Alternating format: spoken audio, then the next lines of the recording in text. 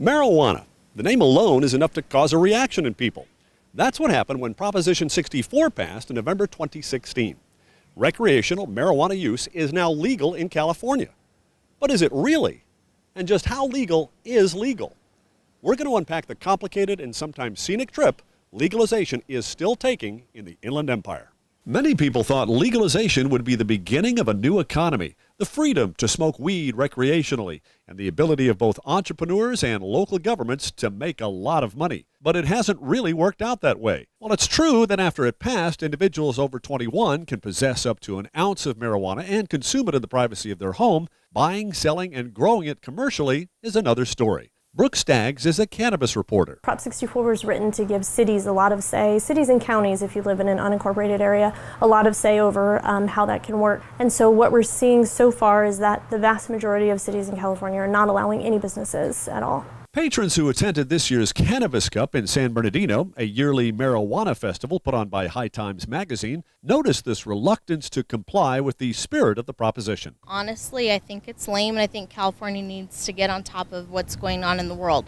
The people are speaking, and they're not listening, and I think that's not a good situation, and there's going to be a problem if they don't listen. Marijuana and the medical movement and the recreational movement has been mostly approved by the United States, and its people have spoken about it. Many in the industry believe local governments are being overly cautious. It doesn't align necessarily with how their voters voted on Prop 64. It passed with 57% of the vote, and we did this interactive chart on our website where you can look at how residents in each city voted compared to how their city is regulating cannabis, and you can see a lot of times that those are really out of whack. In fact, some local governments are openly hostile to legalization. So it seems like they're not only going as far as they can, they're possibly even going beyond what the law says. This led to several lawsuits. Even though legalization took effect January 1st of this year, many cities still don't have regulations finalized or even on the books. And some of them have said in their council meetings when they're discussing this, we don't like marijuana and we want to make this as difficult, as we can for our residents to access. San Bernardino is facing lawsuits over the slow pace of their implementation. We asked city council members if they would give us an explanation,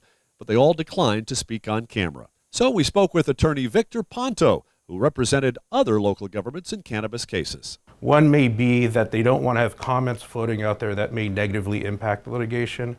And another reason may be that there's typically about 5 to 7 human beings on these bodies, and you don't want to have a chorus of voices going in different directions. In response to this slow pace, San Bernardino residents put Measure O on the ballot, which allowed certain businesses to begin selling marijuana. The citizen measure passed, but then there was a lawsuit filed over it. The judge has thrown it out, and so now the city has kind of taken back control to create a system for how businesses will work there, and then that also is being challenged now by a new lawsuit. There's all this time and energy put in, and the council isn't putting, they're not thinking about the amount of businesses that they're affecting. So, are cities, in effect, regulating away Prop 64? It certainly seems that way in some cases. Victor Ponto has a different perspective. Well, if you look at the legislation, what they did is they put reasonably regulate for local agencies to regulate this area of the law.